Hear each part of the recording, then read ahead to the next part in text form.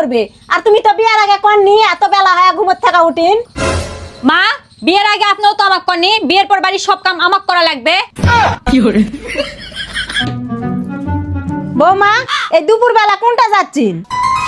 মা আমার এক বান্ধবীর বাড়িতে অনুষ্ঠান আছে, ওখানে যাচ্ছি। আরে বৌমা তুমি বাড়ি থেকে চলে গেলে আমাকে খাবার দিবে কে? কেন মা, বিয়ের আগে যাই দিত তাই দিবে, আর এমনিতেও তো আমি রান্না করাই থুছি।